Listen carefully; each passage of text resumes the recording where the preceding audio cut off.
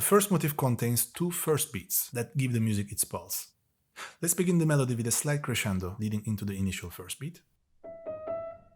Then soften the following notes. Next, let's incorporate another crescendo leading up to the next first beat. Now I'll demonstrate the wrist motions needed to execute this phrasing. First, ensure your hand is relaxed. To support the crescendo, gently lower your wrist at the start of the motif. Then lift it slightly quicker to create a natural emphasis. To soften the motif, lighten the weight of your hand by keeping your wrist in the raised position.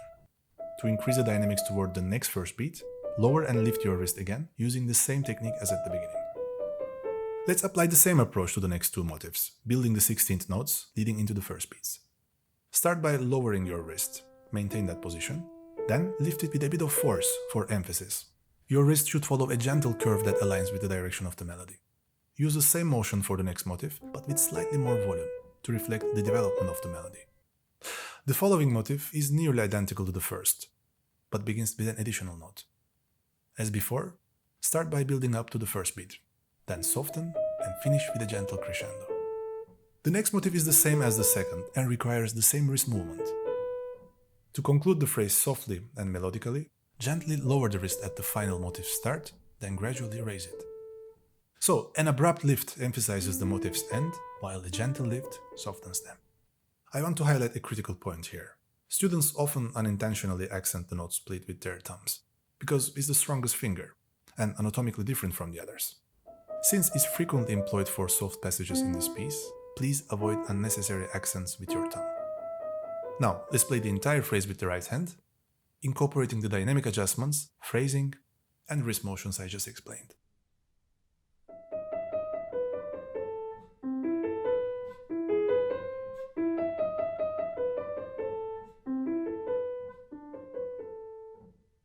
Before the first phrase reappears at bar 14, we have a 6-measure sequence that bridges the two. It begins with a hopeful fill in C major and a bit more volume, but shortly brings back the melancholic nature of the piece. The initial 4 motifs require a familiar approach. For the first one, similar to the second motif from the first phrase, draw a little half circle with your wrist. Ensure you finish the motion with a quick lift to emphasize the first beat. The following 3 motifs closely resemble the final motif of the first phrase. However, due to the musical direction, the first ends with a strong emphasis, followed by a lighter stress in the second, while the final one concludes softly. Please adjust how you raise your wrist accordingly. The slower you lift, the softer the sound. Here we encounter a beautiful texture, a friend of mine once described as a getting lost feeling. I couldn't agree more. Here's a suggestion. Let's not emphasize the first beats, as we did previously. Instead, let's subtly highlight the first notes under the slurs while softening the others. This approach crafts an abstract rhythmic feel by changing the timing flow. Softening the first beats allows us to shift the emphasis briefly and enhance the sense of getting lost. The following wrist motion I'll introduce applies similarly to both hands. It builds on the same fundamental in and out motion, but we'll be shaping smaller motifs this time. Let your arm weight slightly emphasize the initial notes as you move in, then gently lift your wrist.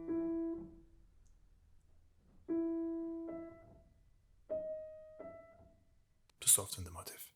When I say lift the wrist, think of using your forearm to do so, as the wrist must always remain flexible. Apply the same approach with the right hand. Start with a bit of weight, followed by a lighter touch.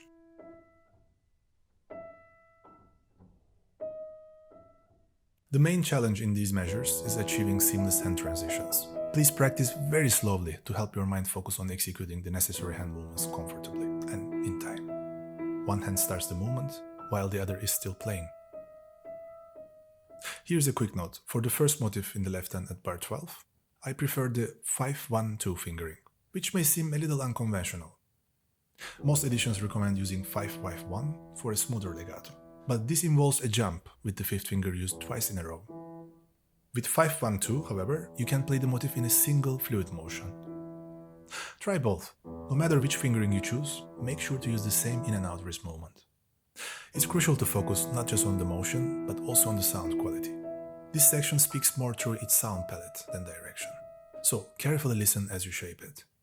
Regarding dynamics, let's aim for a long decrescendo to create a fading away effect. The softer, the better.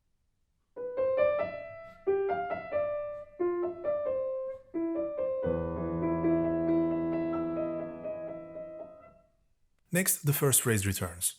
Before we assemble the entire section, which we'll refer to as section A, I'd like to introduce the left hand. While it may seem straightforward at first, it presents a specific challenge. The left hand must be even softer than the right.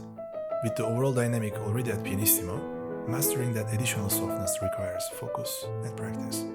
Here's the plan. Lower your wrist as you play the bass note, then lift it for the other two.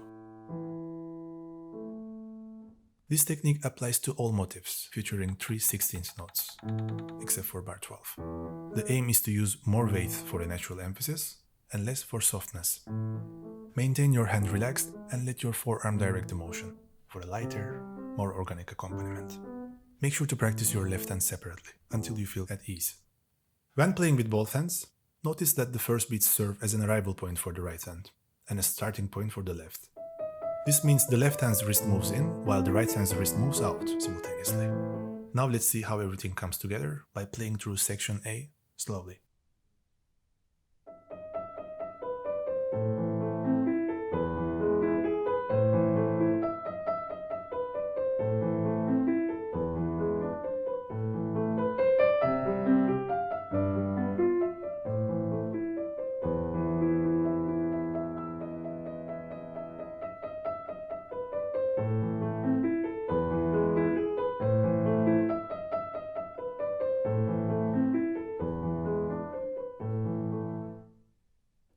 Once you're comfortable with this section and ready to play more fluidly, you can begin fine-tuning the timing.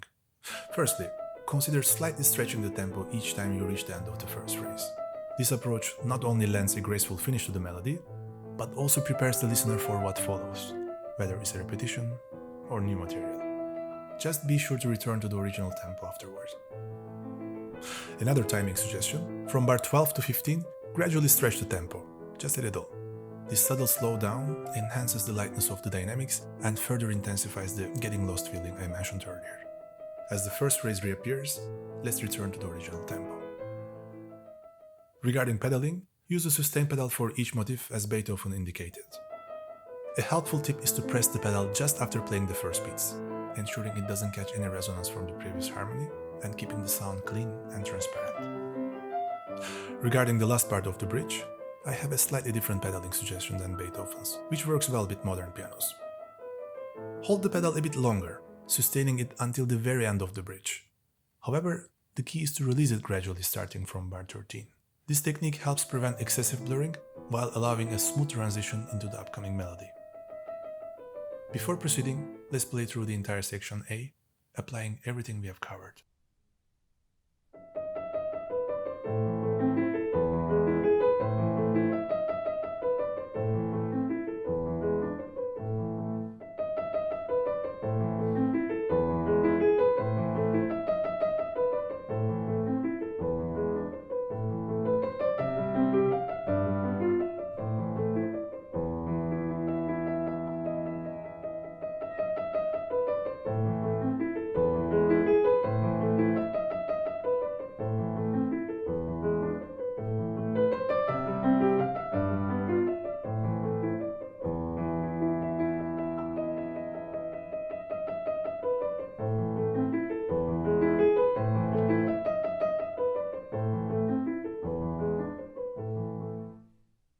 Now let's transition to the next part, which we'll refer to as section B. It opens with 3 transitional chords that guide the listener into one of its primary tonalities, F major. This section could use a bit more volume to emphasize the contrast between its cheerful character and the melancholic mood of section A. I like to build the phrase toward bar 25 by increasing the dynamics. Then, within one measure, I soften them back to the same volume as in bar 23. The melodic, harmonic, and dynamic similarities between bar 23 and 26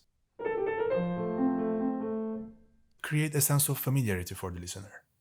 However, we take them in a new direction this time, transitioning through the sentimental A minor and closing the phrase in C major.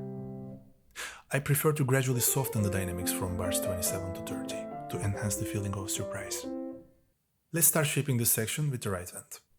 I'll continue emphasizing the first beats to maintain a clear sense of timing. As in section A, the intensity of these accents will depend on the musical direction. From bars 23 to 25, each subsequent first beat will be slightly more pronounced, while from bars 27 to 30, the emphasis will gradually soften. First, let's focus on the melodic layer to execute the initial motif properly. I like to take a moment before playing the arrival note, emphasizing its significance not just through sound, but also through timing.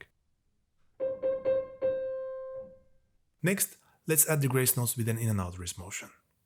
To emphasize the first beat, ensure sufficient velocity when moving the wrist upward. Now let's focus on voicing this motif.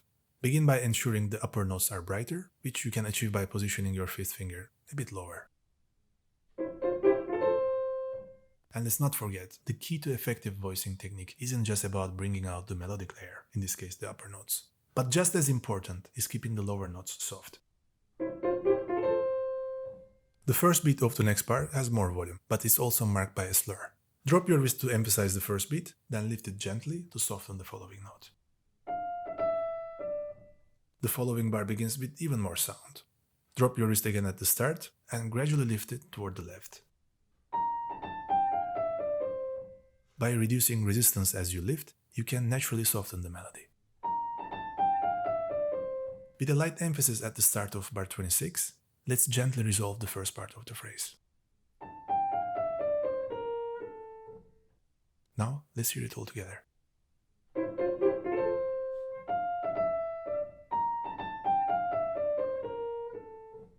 Next, we move into a more harmonically colorful part of the phrase. Let's continue to emphasize the first beats, but unlike the previous part of the phrase, play each one slightly softer than the last, highlighting its mysterious side. The quick motif at the start is often misplayed as if it's a quintuplet. To avoid that, practice the motif without the grace notes several times, using an in and out wrist motion toward the right. Remember, the grace note should be lighter and quicker than the 30-second notes. Just lightly touch the B flat and play the motif expressively. To gradually soften the dynamics while still emphasizing the first beats in the rest of the phrase, keep bouncing your wrist, but reduce the depth of the motion with each next beat.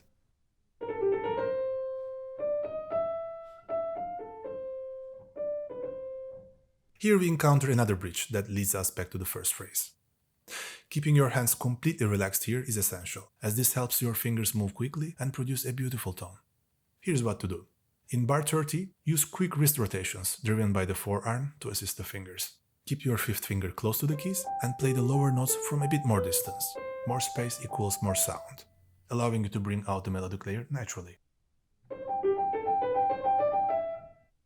In the next bar, use a circular wrist motion for the first two groups, and finish the last one with another half-circular motion. This approach preserves the hand's elasticity, keeping it relaxed and facilitating melodic playing. Next, we repeat the same two bars as before. This time, we arrive at E major, which immediately evokes the emotions of the beginning. Here are two interpretive suggestions that I like equally, so try each and see which one resonates with you, or perhaps sparks another idea. In the first option, I start the bridge with a very soft touch, then gradually build the dynamics up to bar 34. After emphasizing the sudden harmonic shift there, I gently soften the dynamics and lightly stretch the tempo until bar 36. The second option begins the same way, but at bar 34, I switch abruptly to playing softly for the rest of the section. As in the first option, I stretch the tempo until bar 36. Whichever you choose, gradually return to the original tempo between bar 36 and 38. About the accompaniment. In the opening phrase of section B, the left hand provides harmony and rhythm. In contrast to the right hand, highlight the lower notes in the opening motif. Emphasize the bass notes on the first beats, except in bar 28, where the D also needs to be lightly stressed. Employ little wrist bounces to stress these notes naturally. Ensure the dynamics support the melody and correspond to its phrasing.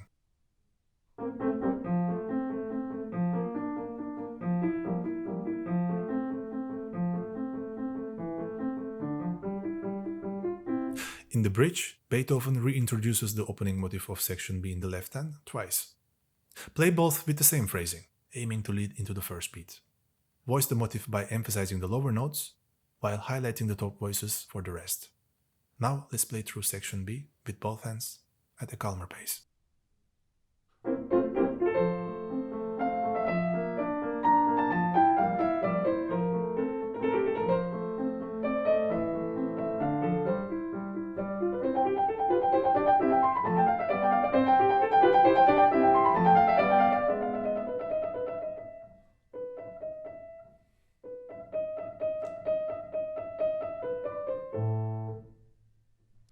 Here are a few pedaling suggestions you can adjust to your preference. I avoid using the sustain pedal in the bridge section, as it can blur the fast passages too much. The no pedal option works well because it allows each note to come through clearly, even at softer dynamics. Starting section B, I recommend adding the pedal on each first beat and adjusting the duration based on the melody. Generally, I hold the pedal for the length of each first beat's note. Experiment with holding it slightly shorter or longer to find what works best for you. Remember to press the pedal immediately after the first beats for clean transitions between the harmonies. Let's play through section B at a normal tempo, incorporating the pedal and everything we have discussed.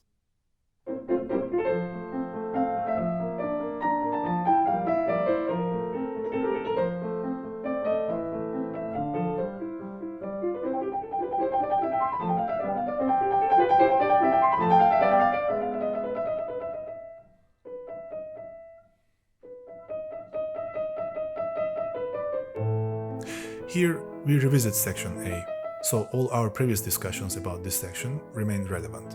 Focus on balancing the dynamics between both hands and phrasing the music as expressively as possible. As we move into section C, let's start by shaping the right hand. This section consists of two phrases, built on chords and double notes. The upper notes carry the melody, so they should stand out, while the lower notes should be played softer to highlight the melody comfortably, similar to the approach in the opening motif of section B. As before, keep your fingers playing the upper notes slightly lower. Additionally, experiment with a subtle hand rotation to the right to help voicing, just a little. Now let's begin by developing the first phrase, building it up from bars 60 to 63.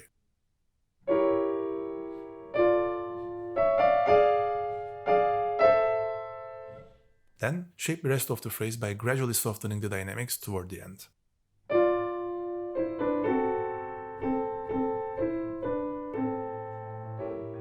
The following phrase of section C is similar, but leads us to a different place. Shape it like the previous passage, but soften the dynamics even more to set the mood for the upcoming transition passage.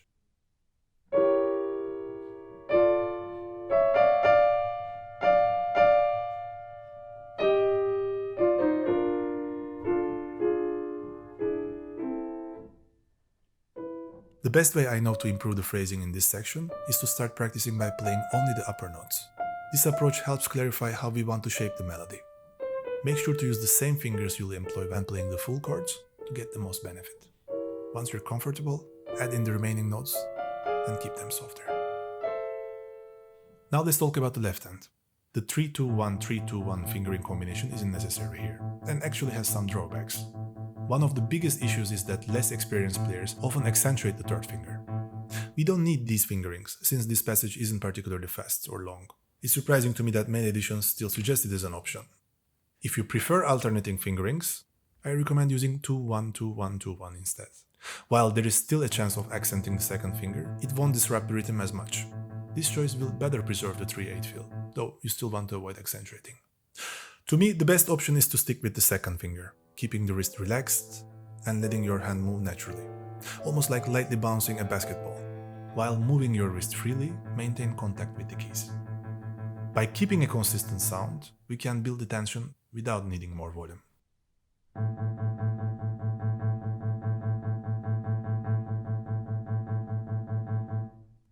For the double notes, use the same relaxed motion, but emphasize the lower notes to add color to the accompaniment.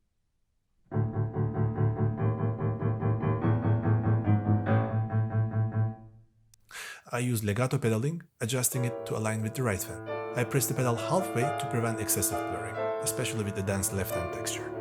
This technique still creates a subtle haze that suits this section excellently. Now let's play through the entire section with both hands.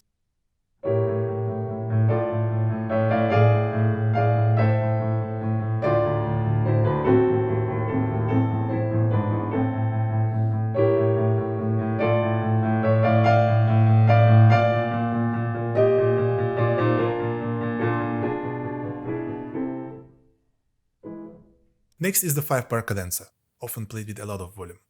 Nonetheless, Beethoven suggests otherwise. The dynamic marking is pianissimo. Its character is fragile and delicate, which makes it far more challenging to execute than simply playing loudly. I have 2 tips that can help you significantly. First, regarding fingerings. I recommend using the first finger only once per arpeggio, which will help the passage flow. Try the fingerings 2, 3, 1, 2, 3, 5, 4, 3, 1, and then repeat it again and again. The second tip focuses on playing softly and melodically. We aim for a slight crescendo as the passage ascends, followed by a gentle decrescendo as it descends. To support this, keep your wrist lower as you move upward and raise it slightly as you move downward. You can incorporate 4 simple yet highly effective right hand exercises into your practice routine. For the best results, aim to play them as musically as possible. Here's what to do. First, convert each triplet in the passage into groups of dotted 8th notes, followed by 2 32nd notes. Then reverse that order into 2 32nd notes, followed by a dotted 8th note. Next, group them as an 8th note, followed by 2 16th notes. Finally, as you might expect, reverse them again into 2 16th notes, followed by an 8th note. I recommend repeating each variation at least 3 times, staying focused and keeping a comfortable pace to avoid mistakes. You'll feel the improvement very quickly.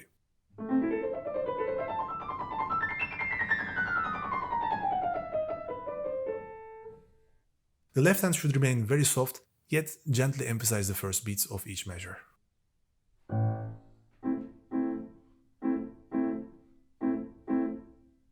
You can use the sustain pedal throughout the passage, as the composer intended. However, since it wasn't written for modern pianos, I prefer to touch the pedal lightly and engage the una corda pedal from bars 77 to 82. Additionally, I like subtly stretching the timing between bars 81 and 83 to smoothly reintroduce section A one final time. Now let's play through this cadenza with both hands.